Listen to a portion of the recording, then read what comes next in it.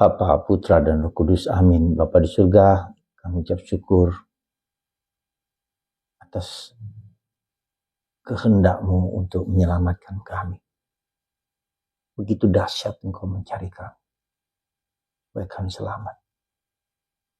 Berkatilah kami ya Bapa untuk menjawab panggilan-Mu itu, supaya kami mengikuti Putra-Mu Yesus dengan lebih serius dan sungguh-sungguh lagi. Terpujilah nama-Mu kini dan sepanjang segala masa. Amin. Para saudara, bacaan Injil hari ini menyatakan Bapa mencari satu domba yang hilang dan 99 ditinggalkan hanya untuk mencari domba yang hilang. Begitu dahsyat, begitu kuat, begitu membaranya hatimu supaya setiap orang selamat bahagia. Apakah aku adalah domba yang hilang? Mungkin iya, mungkin tidak. Mungkin secara fisik aku mengikuti engkau. Secara lahiriah aku mengikuti engkau. Tapi apakah secara batinnya aku mendengarkan Tuhan? Aku membiarkan dia masuk dalam diriku dan mengubah hidupku. Mungkin itu pertanyaan yang lebih relevan bagi kita karena yang kita semua adalah orang Katolik yang berusaha untuk menjadi baik. Tetapi ketika kita merasa kekeringan, kekosongan, itu sebetulnya tanda bahwa Tuhan itu meminta kita lebih dalam, dan lebih dalam. Untuk memasuki hidup batin yang lebih dalam, di mana Tuhan hadir di sana dan ingin dekat dan bersatu. Sekali lagi persatuan dengan Tuhan itu. Ya, bukan hanya persatuan secara fisik, bukan hanya persatuan secara mental, bukan hanya persatuan secara spiritual bahkan. Jadi Tuhan terus mencari, memperdalam, menggerakkan dengan perasaan kosong, sepi, sedih, susah. Itu adalah tanda bahwa Tuhan kita ingin memasuki lebih dalam supaya batin kita yang diciptakan Tuhan hanya untuk Dia, itu juga adalah supaya kita bersatu dengan Dia. Itulah cara kita mengerti hidup rohani. Maka ketika kita mengalami kekeringan, kebosanan, kejenuhan, mengalami sesuatu yang tidak menyenangkan atau sakit atau pedih, itu adalah satu indikasi bahwa Tuhan ingin kita mengalami kebahagiaan. Kalau kita bersatu dengan Dia, kita mengalami kedamaian. Meskipun tentu ada di sekitar kita hal-hal yang sakit, yang menderita, tidak menutup kemungkinannya itu. Jadi secara fisik bisa kita menderita, secara rohani bisa kita menderita, secara batinnya kita bisa menderita. Tetapi ketika Tuhan datang, itu semua dirangkul, dipeluk. Kita ingat, sejujur-jujurnya, kita mengalami Tuhan ketika kita sedang berada dalam kondisi yang tidak baik.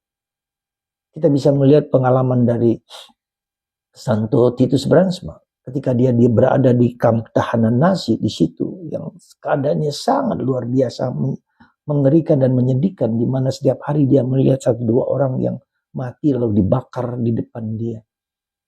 Ya, di depan matanya dan di depan banyak orang. Begitu dahsyatnya. Dan dia sendiri juga mati disuntik. Setelah disuntik kemudian dibakar. Ya. Tapi di saat-saat seperti itu dia mengatakan, saat seperti ini, saat justru Tuhan itu lebih dekat dengan kita daripada kita sendiri. Daripada penderitaan. Jadi sulit sekali kita membayangkan di saat-saat seperti ini, engkau lebih dekat dengan aku daripada diriku sendiri. Intimior intimo mio. Dan kita menyadarinya. Pengalaman akan Allah adalah pengalaman ketika kita sedang berada dalam situasi yang kosong, pedih, sakit, menderita.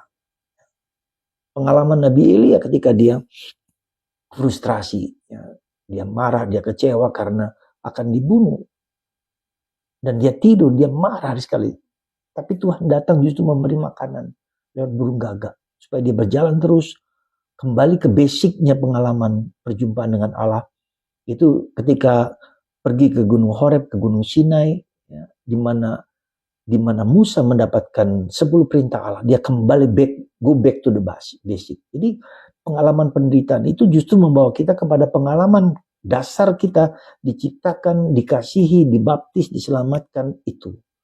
Bahwa Tuhan tidak pernah meninggalkan kita, dan pengalaman akan Allah tidak dalam bentuk badai, tidak dalam bentuk uh, gunung meletus, tapi justru dalam angin sepoi-sepoi bahasa, dalam kesunyian, dalam keheningan batin. Tuhan dirasakan dan dialami. Dan itu dialami juga oleh semua orang. Padre Pio sama juga, dan ketika mengalami stigmata, disakit di seluruh tubuhnya, dia sakit, tapi di situ dia mengalami kebersatuan dengan Allah dalam penderitaan, dalam salib. Maka mari saudaraku, semoga ketika kita mengalami salib, ketika kita mengalami kekeringan, ketika kita mengalami kebosanan, ketika kita mengalami penderitaan, apapun bentuknya, disitulah Tuhan lebih dekat dengan aku daripada diriku sendiri. Tuhan membiarkan pengalaman perasaan kekosongan itu menjadi saat di mana kita berjumpa dengan Tuhan. Dan itu kita alami. Lewat semua para kudus mengalami malam gelap. Mengalami malam gelap fisik, malam gelap bahkan rohani sekalipun. Eloi, Eloi lama sabachthani. Di mana Tuhan? Di mana Tuhan? Engkau hadir, Bapakku, Bapakku. Mengapa engkau meninggalkan aku?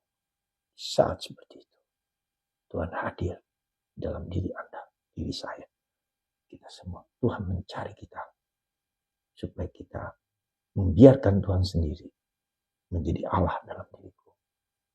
Dan Tuhan tidak ingin kita semua masuk dalam kematian yang kekal. Amin. Tuhan memberkati Anda semua. Bapa, Putra,